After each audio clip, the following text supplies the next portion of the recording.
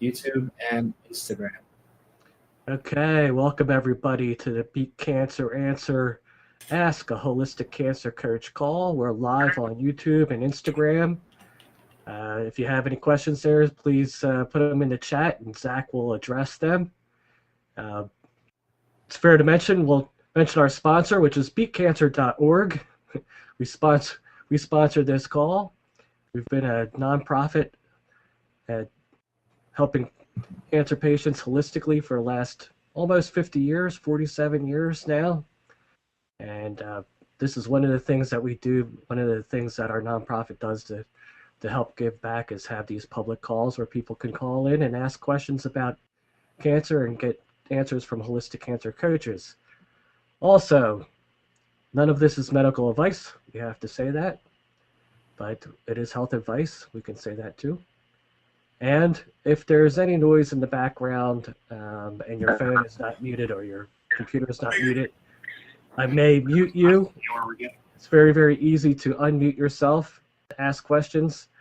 If you're on a computer, there's a little icon that looks like a microphone down in the lower left-hand corner of your screen. And if it's red with a strike through it, that means you're muted. And if it's blue, it means you're hot.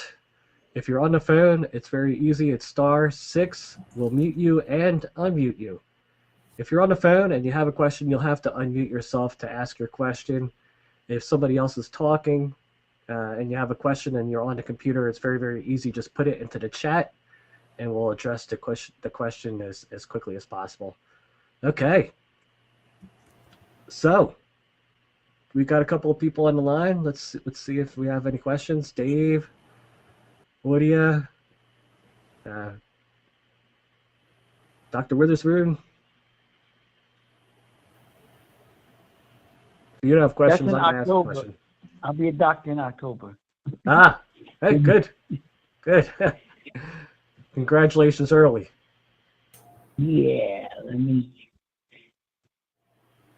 I'm at a hotel and I'm using the Wi-Fi right now so I can pull up the site. Then I'll ask some questions. Give me a minute.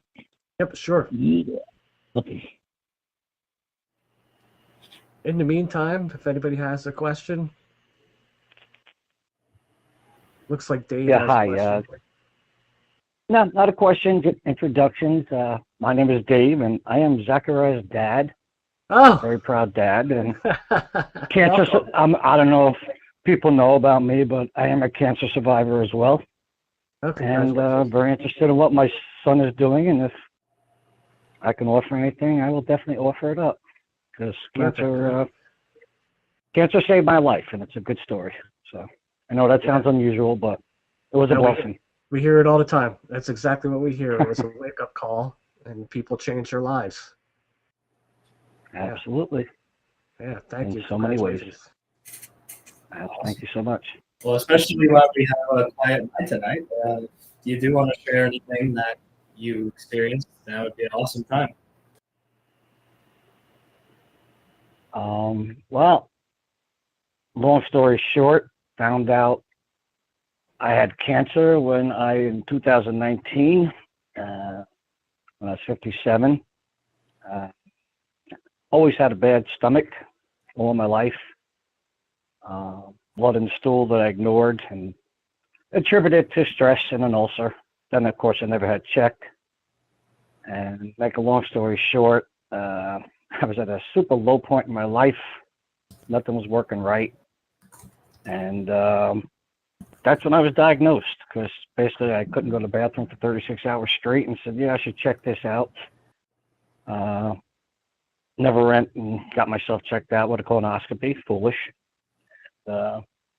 With some blessing, when I was told I had cancer, I was like, okay. It just didn't bother me because I was in such a low point. I was like, cool, now I know what's wrong with me. Let's go fix it. And went and had surgery. And over the year, I've broken a lot of bones in motorcycle riding. And so to me, it was just another visit to the hospital, no big deal. And they took about 5.5 hours, took out 9 inches of my colon. Because God blessed me with the fact that it stayed at stage 1, and I know it had been to me for 15 plus years. And as a non-God believer previously, it's kind of turned that around too. How does that happen? And I was in good physical shape at the time. I was in the gym before the surgery, and they got it all out. And I've gone through no chemo, no radiation, zero, no medicine. Wasn't told to, wasn't asked to. They said they got it all out, and I was back in the gym 6 weeks later, and with a great attitude, and it changed my life, which is still improving to this day. And it goes up and down like everybody's does, but you know, just remind yourself now and then, and just turn my life around for the better. And with the help of a great son of mine, it's just made my life even better. And it's just gets better and better. And that's the nutshell version. There's so much more to it. Well, congratulations. So many people Thank you. go through torture with that. That's what my mom had as well. She didn't make it, but yeah. Oh, I'm sorry. I mean, No, I joined a like I said, I have a lot to say about this, and this comes back all the time. I joined after that a Facebook colon cancer page, just to keep myself humble. And I saved the post from this woman whose 12-year-old daughter had cancer at 10 years old and is going on 2.5 years, 10 surgeries later. That's like, wow, why her and why me like this? Yeah. You know? And I even said to myself, I would take her cancer because I'm an older guy, I'm okay. Why does that child have cancer? It made me very empathetic and understanding of things. And it's like I said, as a person, it changed me for the better. And I've heard other stories about this recently, and it's been a blessing in my life. And, you know, and I've led a super healthy lifestyle after that with the help of someone in my family, as you know, and it's been wonderful. Yeah, Zach will keep you in line, that's for sure. Well, yeah, he's got to, you know. Somebody's got to be the adult. Well, thank you again for sharing. Well, there's so much there. I just don't want to monopolize. You know, as you know, Zach, I do have a lot to say. Yeah, So appreciate it. I don't want to monopolize. Oh, it's all right. No, this is a pretty quiet call tonight. So if no one else speaks up, of course, do feel free to. Yeah, I think Dr. David had a question possibly about the course. Oh, sure. Well, it was a download, so I downloaded those organic fruits and vegetable charts. So now I can go back to where I was on the site. Quite all right. While you're getting your act together, we'll ask if anybody else has a question. You can feel free to speak up. If you have a testimonial, that's great. If not, I'll bring up a topic. We got Odia 9973 area code. Oida. It's Oida. Oida. Yes, Yes, welcome. thank you. You have any questions for our cancer coaches? Not at the moment. Okay, not a problem. But we're here. We get a lot of people that just kind of call in and like to hear what's going on. Of course, it doesn't always have to be a question. If there's anything that you'd like to share in regards to holistic health or cancer, it's open forum chat.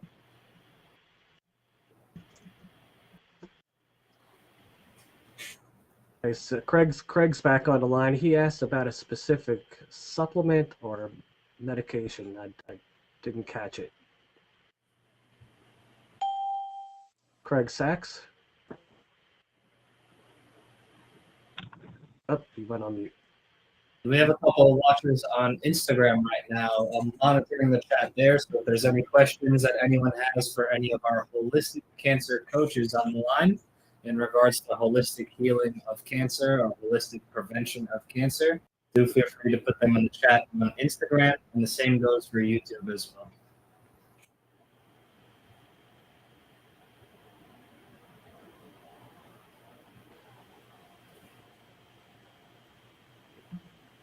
Okay, so as BeatCancer.org, we have been training cancer coaches for I don't know how long, maybe close to 10 years now.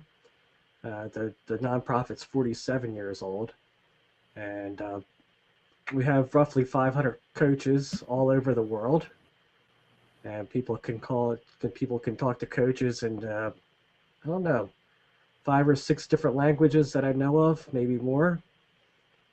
So anybody that wants to find out who a coach in their language of their country, they can go to our website and go to the cancer coach directory and go by country or by state and even by city at BeatCancer.org. Okay, if nobody has any questions, I'm going to bring up a question, and it's one that we see a huge response on online. People seem to be interested in the role of sugar and cancer, and maybe Maya can talk to that a little bit. Okay. I think sugar causes a lot of problems in our body, like in our overall in our health. It's not only sugar that I'm talking about, just refined sugar. I'm talking about overall carbohydrates intakes, because carbohydrates does converts into the sugar. Excess intake of carbohydrates does convert into the sugar in our system, and that causes a very beautiful environment for diabetes. As we see now, like there are more people get diagnosed with diabetes than ever before. And sadly, there's more children getting diagnosed with type 2 diabetes, which used to be all person disease, but now children before age of 10, they're getting diagnosed with type 2 diabetes, which is different from type 1. So that is, from my point of view, I think it's a disaster. And it all comes because people, they don't understand the difference between healthy food, healthy sources, or the food that has been processed, packaged, what are the ingredients in the food, and everything. And that's why cancer rates are also increasing, and more younger people are getting diagnosed with cancer, sadly, again. And there's a lot of rise in beside the diabetes and cancer and dementia, Alzheimer's, autism. And lately studies has been showing and that all of those diseases and conditions has been linked to diabetes, high sugar intake. We are now at the age where we consume more carbohydrates than ever before. And the obesity is like skyrocketed, including other stuff, like other diseases and other conditions. Mental illnesses has been skyrocketed. This is all because of glucose, because of sugar. So, and to me, this is, I think, one of the important part when we think about our health. The very first thing that we have to think about, how can we eliminate those sources like coming carbohydrates, in what form? Unfortunately, the companies are covering very well, like fake sugars, high fructose corn syrup. They rename them, they add them as bioavailable, natural source, which they are not. So people have to take responsibility in learning where the sources are coming, what they're putting in their body and in their system, because it's not about just the plain white refined sugar. Under the sugar, we mean a lot, everything, like what spikes blood sugar. Even people, when they don't have diabetes, that doesn't mean consuming carbohydrates, it's gonna keep their blood sugar levels at bay and it's not gonna spike. It would still spike their blood sugar. And spiking of a blood sugar is actually more devastated for our body than keeping the blood sugar at one level. So it is very important to know what you put in your body, where your sources is coming from, um, how much carbohydrates have you been putting in your body. Our body beautifully can make energy without carbohydrates. We don't need and it's such a big myth out there that you need sugar, you need sweets or carbohydrates for your body to make energy. Which is true. Our body makes energy from carbohydrates, but it's not true that that's the only source our body can make energy. Our body can make energy from fat too. So, and it's way better when the body makes energy from fat than making from sugar. So, and the cancer, we all know cancer loves sugar, even though some websites, such as like American Cancer Society, can put on their website that sugar has nothing to do with cancer. It's also such a wrong um, information being given to population here that sugar has nothing to do with cancer, but sugar has actually direct correlation to cancer. And feeds cancer, creates great environment, fermented environment for cancer, acidic environment for cancer to grow. So that's like a briefly how much I could say about sugar. I mean, I can talk nonstop about sugar, but this is like a briefly kind of talking. I could take some questions and answer them. And so, Maya, when you're talking about sugar, how many things are out there that people might not necessarily consider sugar, but get broken down into sugar? Even some common healthy foods or foods that are thought to be healthy. Like, what do you think about oatmeal and cereals and stuff like that? Yeah, that's what I meant under the carbohydrates. Carbohydrates, basically, I am talking about source of all form of grains. They do contain carbohydrates. Vegetables do, certain vegetables do contain higher level fructose. Just because it comes from plant, that doesn't mean it's okay to consume in a high amount and be okay with it. So oats, cereal are I think worst breakfast people could have. That has it spikes oats. American Diabetic Society, they posted on their website that oats are okay to consume for diabetic person, but oats spikes blood sugar very very high, and um, it's not something I would ever recommend anyone to take it, yet alone someone who has diabetes. So when I talk about carbohydrate, this is, as I said, grains. This is all form of sugar. What is it coming like from natural source? A lot of people think, oh, it's a coconut sugar. It's okay to consume. It's not okay to consume a coconut sugar. It's still sugar. It's still like spikes blood sugar.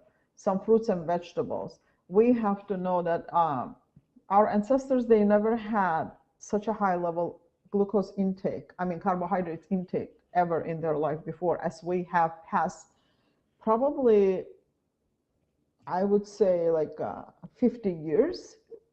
The carbohydrate, I mean, we had before too, but the level of carbohydrates got increased to the level is like basically entire our meal based on the carbohydrates. We cannot, we like, it's so hard for people to even think of like eating burger without a bun. You know, for them, this is something like so unusual, eating a burger without a bun. But that's what our ancestors did. And the sugar, I said, in form of fruits, in form of vegetables, in form of like, grains. And then there's other sources, high fructose corn syrup, maltodextrin. Um, people take maltodextrin now as a powder, as something that they add into their smoothies and stuff, and that's like a straight source of glucose spike. There's a lot of powders like whether it's collagen or protein powder, they do contain maltodextrin in them. So reading the labels is very important to see where the sources are coming. If you cannot read it, don't look into that. If the things doesn't grow on a tree, don't buy it. If you're not familiar with the ingredients, don't use it. You know, children's cereal contains what, like, I don't know, those cereals, breakfast cereals, they contain about 50 different ingredients. 50. You know, how complicated the breakfast should get to contain 50, like 50 different, at least 50 like different ingredients in them. So simplifying your diet is the best way of doing it in terms of, like, you know, instead of having carbohydrates, it's better to have a protein than the carbohydrates in your diet, helping your body to, you know, create muscle mass from protein, not from glucose.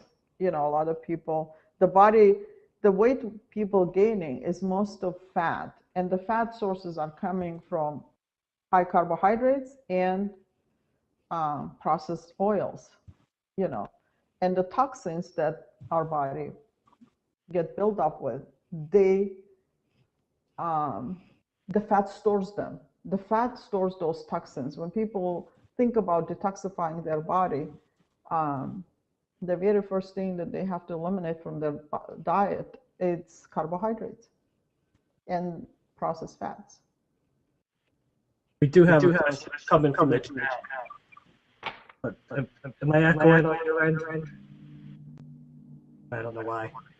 Okay, so the question is, can you talk about fruit and fruit sugars? Can you eat too much fruit? Should you avoid fruit? Yeah, well, it depends. It depends on where you're at. If we're talking as someone who's dealing with cancer, yes, my recommendations would be to completely eliminate fruits. Why? Because it still spikes blood sugar. It doesn't matter if people are diabetic or not diabetic, it would still spike blood sugar. The blood sugar is, it's a like direct fuel to a cancer cell.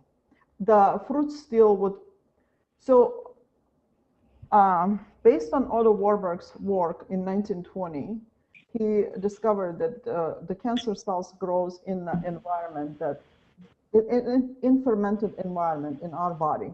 So that fermentation process happens when the body gets oxidized and there is damage from viruses or bacteria or anything like that. So when we give additional fruit, when we eat fruits, that's a direct source, additional source of fermentation, a direct source like for cancer to grow. So, but if you don't have cancer, you're a healthy human being, have no health problems, adding a little bit of fruit into your diet, I don't see anything wrong with it. And the fruits has to, like, people have to have their limits, you know. Unlimited, like, you know, if you eat big bowl of berries, yes, it's going to spike your blood sugar. You know, if you eat like a cup of berries, you should be okay with it. And considering that a lot of fruits and vegetables has been cultivated, they have higher glucose levels now, sugar levels than they used to, than they ever had before, because original berries are not as, they weren't as sweet as they are now. They were more tangy and maybe soury, but not as sweet. So we have to take in consideration all of those aspects in consumption of fruits and fruits particularly. You know, if we could have eat like, if we could have, I mean, if we would have eat like 5-6 strawberries before in the smaller size, now if you eat 5-6 strawberries, they're like, it's a big portion and they're very sweet, for example. Same thing with blueberries and raspberries or apples. Apples used to be a smaller size, you know. So all of those things we have to take in consideration when we talk about fruits and glucose and fructose intake. I saw a demonstration once where they were talking about the average amount of sugar that an American eats, just an average American. I forget what it was. It was a whole wheelbarrow full or more? Yeah. Yeah, it was pretty incredible. I think it came out to 40, 50 pounds of sugar a year, Yeah. which is an incredible amount. And Yeah, then and also too, the PET scans that they do for cancer, it's just irradiated sugar, and the sugar is attracted to the cancer cells. So how can they say that the websites that there's no consequence of sugar when they know that cancer eats sugar? They use it for the test. yes, they use like a radioactive sugar for PET scan, and then once they inject that solution into the body and wait an hour, in 1 hour when they do a scan, all cancer cells become very active. They just like uh, become very active in consuming that glucose, and that's how PET scan detects if there is a cancer or not, by just cancer cells being active to a glucose. That should say so much, but in American Cancer Society, they say the diet doesn't matter. You know, you can consume whatever, but we know now, majority of us know, especially people who've been through cancer, that diet matters and sugar intake plays a big role. Yeah. Yeah, pretty incredible. Yeah. Another thing is like um, we have to consider that the fruits and vegetables now coming to the market, they get them when they're unripened, you know. So when they unripen, they have more toxins in them because that's the way of nature works, to prevent those fruits and vegetables from getting, eaten by bugs and other, from getting spoiled. They cover them with these enzymes that they won't get spoiled or getting eaten. So when they harvest them unripened, we kind of like, consume more toxicity than eating fruit and thinking, oh, we're getting more, benefits from them. Yeah, and that seems to be a best case scenario. That would be if Yeah. you even got organic fruit that Yeah. came Yeah. from the market unripened without pesticides on it or a peel or whatever else they're doing to it, or irradiating it to get it to change color like they do with tomatoes and Right. just all Yeah. that crazy stuff. So even as an organic being shipped in the non-ripe form, Hmm.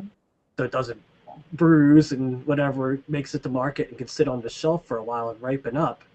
It's Right. not it, and it's not being at its full ripeness. It doesn't have all the nutrients in it that it would have. That's the whole thing, because when fruits get ripened, that's at that time they get release more nutrients in them. But when they're unripened, they have more toxic compounds in them than vitamins and minerals, and then they get exposed to certain gases to ripen them, and then take them to the grocery stores. So what we're eating, we don't even know what we're putting in our body anymore. No, I think your best bet is if you can farmers markets of local farmers Yeah. that use organic practice, even if they don't have the organic seal. A lot of them just can't afford it as small farmers. But you get to know where your food is coming from. Yeah. You know? That is so true. Yeah, yeah. So what about the cholesterol? How does that play a role? I know that they talk about high cholesterol being a problem for heart disease, but I believe it's also a problem for cancer, and I believe that the maybe not so much cholesterol itself, but the statin drugs that they're giving people they give it to everybody basically over the age of 40, just Yeah. because that I feel like that's leading to a lot of things like dementia and Alzheimer's, but also cancer. Mhm. Cholesterol is believe it or not, in 1980s and 1986, I think, or 87, that's when the statin drugs were developed. But before that, the normal average cholesterol was 300 to 375, and it was normal. But once the statin drugs were developed, they start lowering the cholesterol lower and lower just to put people on statin drugs. And now it's like 200 they consider to be high. But now a lot of studies are coming up right now that low cholesterol actually it's bad for people. The people with low cholesterol are prone to get more heart conditions than people who have a higher cholesterol. But again, cholesterol has to be coming from a healthy source, not from an unhealthy source. The liver will make cholesterol as an anti-inflammatory lipid. You know, if there's inflammation in arteries and vessels, the liver will make cholesterol. It has nothing to do from eating fat that contain cholesterol, let's say eggs or tallow or ghee or butter. It has nothing to do with that. The liver will make cholesterol, even if you're not going to be consuming any form of cholesterol, but you will get inflammation in the arteries or anywhere in the body, your liver will make cholesterol on its own. So cholesterol has, what I want to say, there is a lot of things like, so LDH, that people are so afraid of LDH. I'm not saying they should not be afraid of high levels of LDH, but LDH is like, it's also body will make it as an anti-inflammatory.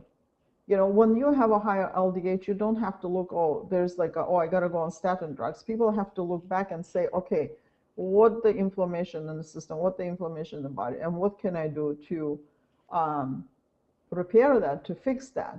So triglycerides, for example, high triglyceride, doctor would say, okay, it links to a heart condition. Your triglycerides are high. You're probably eating a lot of, saturated fat. It has nothing to do with it. Cholesterol, like triglyceride, is associated with abnormal thyroid. So if your thyroid is abnormal, the triglyceride levels are going to be high, and they're never going to be lowered by statin drugs unless you take care of your thyroid problems. So once people take care of their thyroid problems, triglyceride levels are going to come down. So there's a lot of stuff on that part that people don't, and they go blindly on statin drugs, and statin drugs are for females are the worst thing. Maybe not for males as much as for females, because females' bodies still need, we are, as a females, particularly when we go into the menopause stage, we need cholesterol because cholesterol makes all form of hormones in our body. Body cannot make healthy hormones if the cholesterol lipid is not present.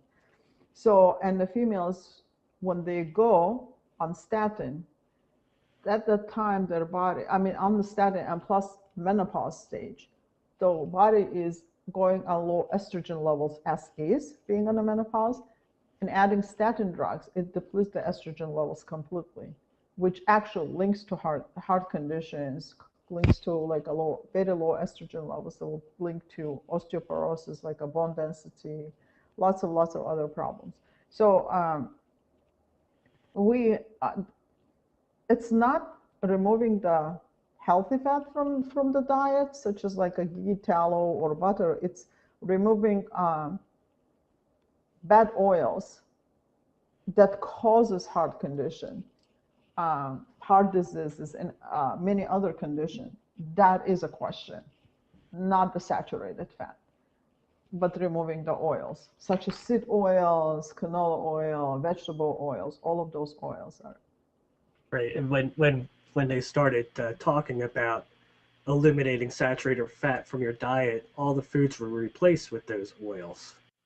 Yes, that's the reason they were like, because they needed to sell their oils. That's why the saturated fat became bad. But if we look back, okay, for a million years, people had consumed animal fat, and the disease rate wasn't as high as it is now past 100 years once they start putting the fear in people's body, removing saturated fat from their diet.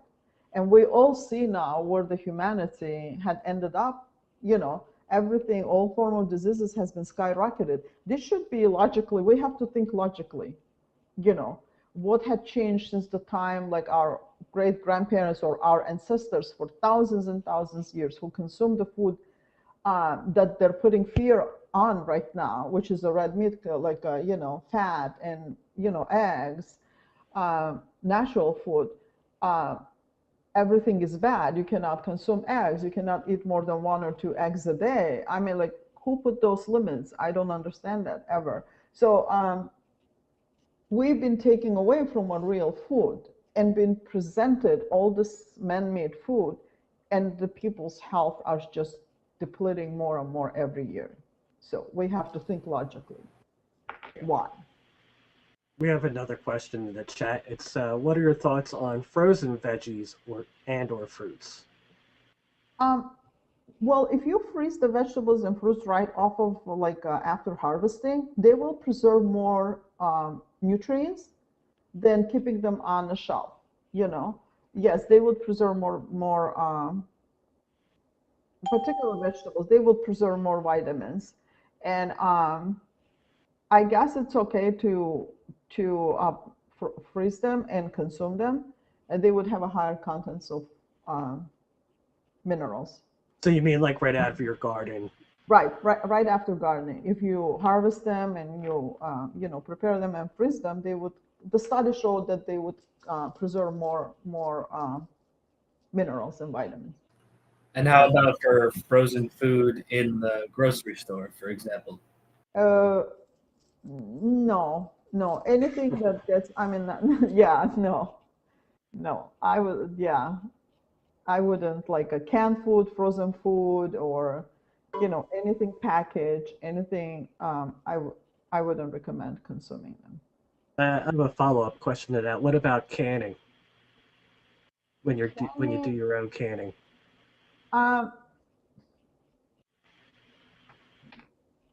Well, here's the thing. I mean, I grew up in canned food a lot, because not like from the store. We did ourselves. My grandma would preserve because we grew up on seasonal fruits and vegetables, on seasonal food. So they would can them. But the problem with canning is most canning requires like sugar, to can like a berries or fruits. Canning vegetables, maybe. Personally, I'm not a big fan. Unless you got to survive on something, Yep, I've seen a lot of canning, but with no sugar, but not fruits, like meat. Or a stew that you just put the components of the stew in the can and then water bath that.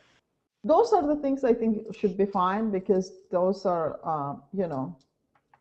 just get cooked and preserved, as long as they're in the glass jars, not in any other form of jars. Yeah. Just stay away from the fruits and vegetables that are in the frozen food section. Oh gosh, yeah. You think you don't know what's going on when you can pick up a piece of fruit in the market. You gotta imagine what's going on in that bag. If you freeze them yourself, it's okay. But getting from the stores, they spray them with Clorox, they spray them with chlorine, they spray them with antibacterial solution. Even people think, oh, I'm getting something organic. That's not true. Like if you go to grocery store, to produce section, where they have all the greens on the shelf there, and then every minute they spray them with this like a mist, that mist contains like antibacterial solution, and people thinking, oh, I'm getting health, I'm going to organic store and buying all this healthy stuff, but that's not true. That's not true. That's why, like, when I use any vegetables or any fruits, I always soak them in baking soda, for 10-15 minutes, to eliminate as much as I can, eliminate toxins as much as I can. That was the next question that just came in. How do you get that stuff off your produce? There you go. Yeah, baking soda has been shown a lot of.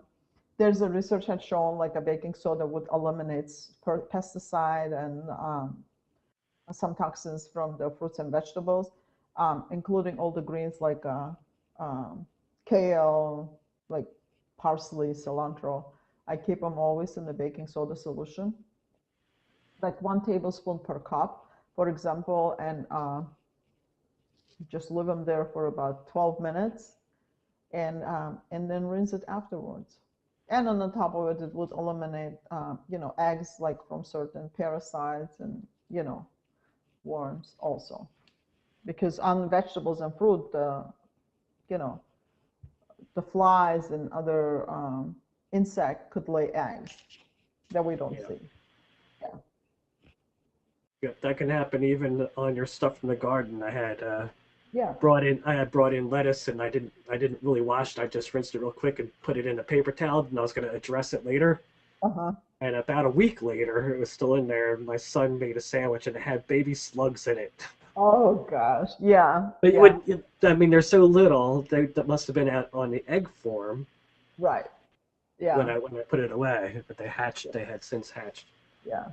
And that's how people end up with having like parasite in their system. So Mm-hmm. Yeah, we hear a lot about that these days.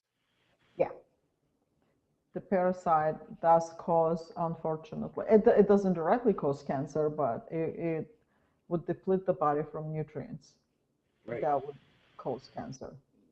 Well, it seems that cancer is coming from our weakest link. Yeah.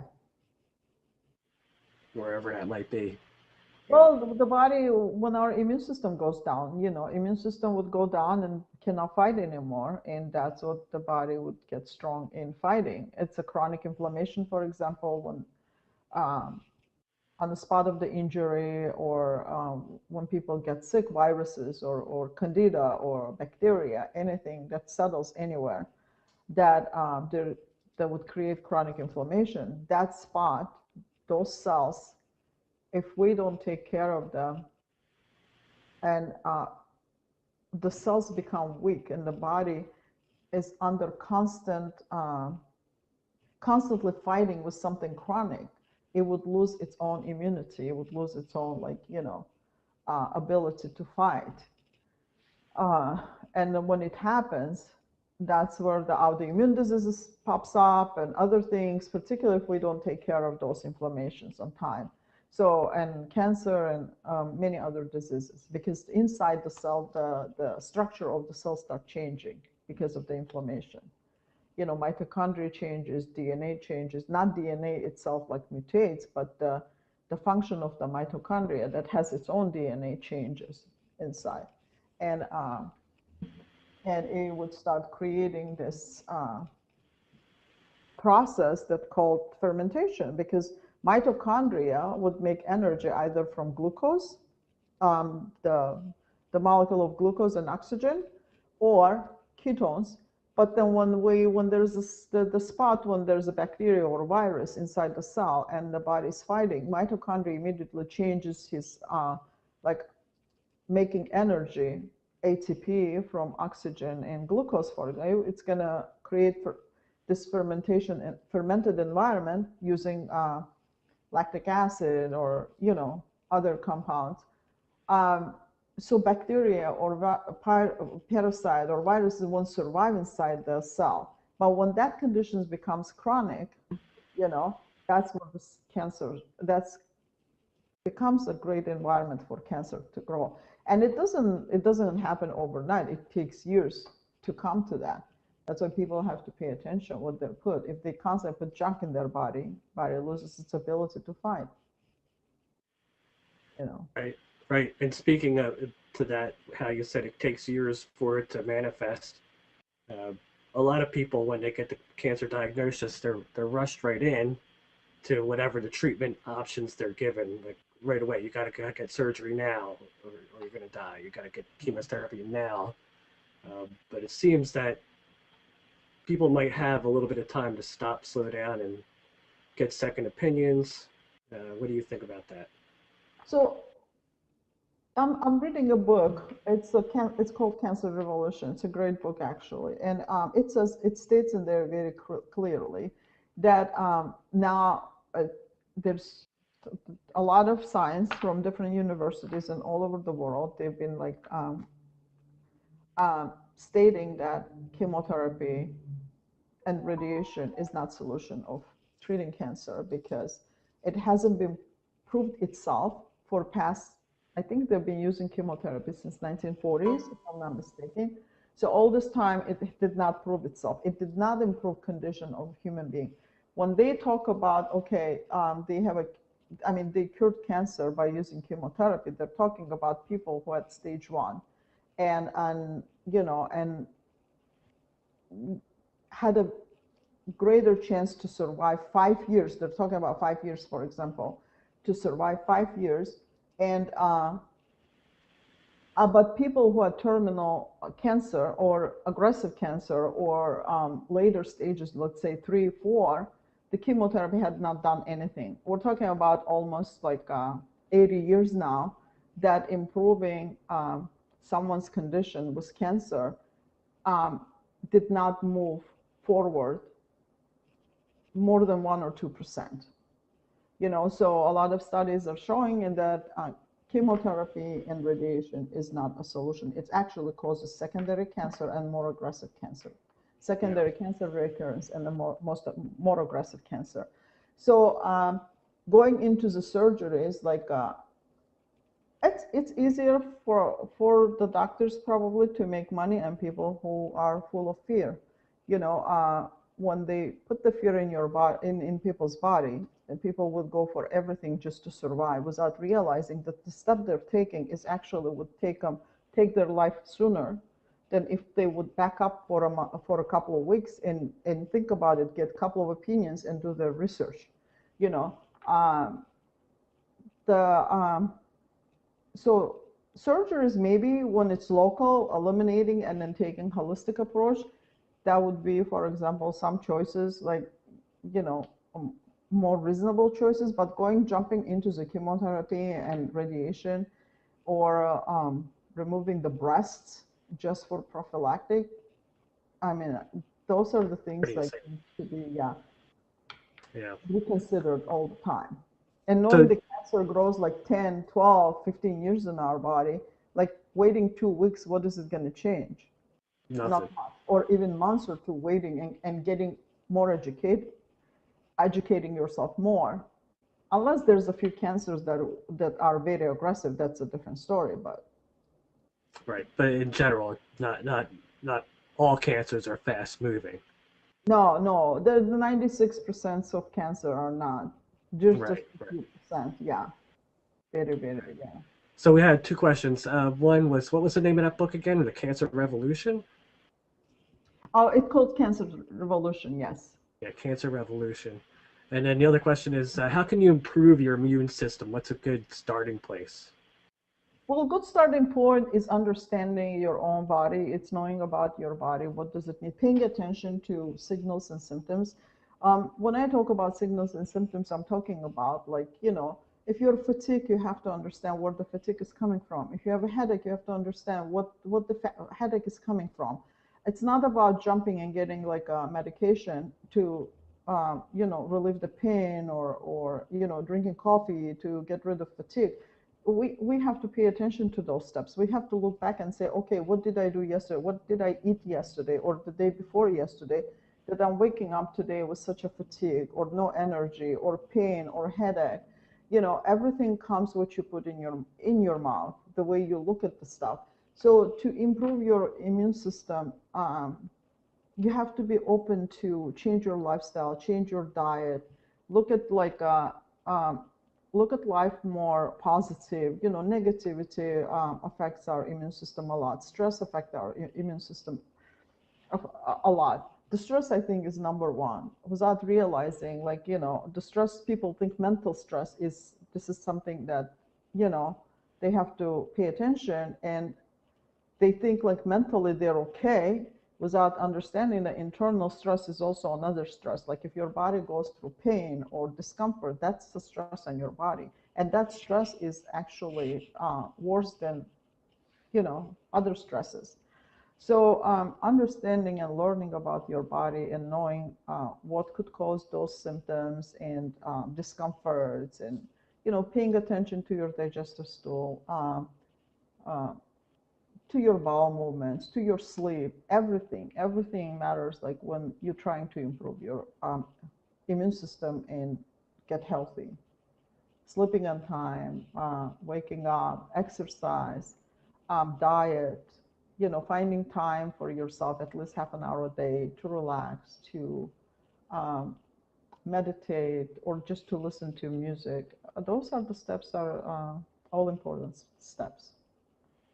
Yeah. Thank you very much. We're coming up onto the end of the hour. If anybody has a question real quick, we got Frank 732. Was I the only coach here today?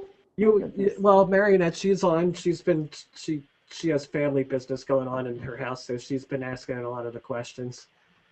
But we got a couple of people. Frank, maybe you have a question. If not,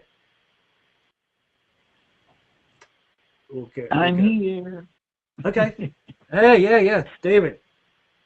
Okay. Read Tier 1, the core. Tier 2, take a deep dive.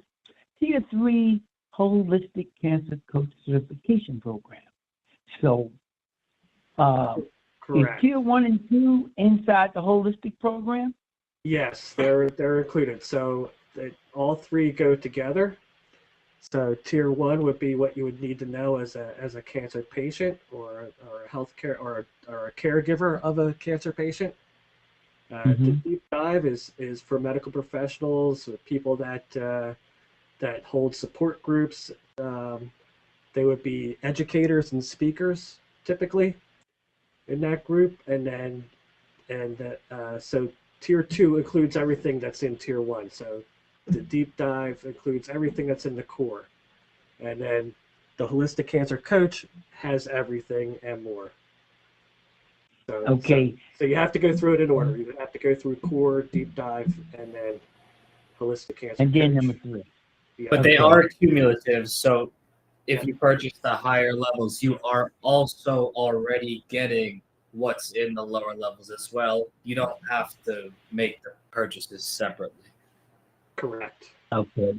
They're included. So I choose holistic, so it's still going to start at when the training starts. It starts at the Tier 1 training anyway, right? Exactly okay, right. Okay.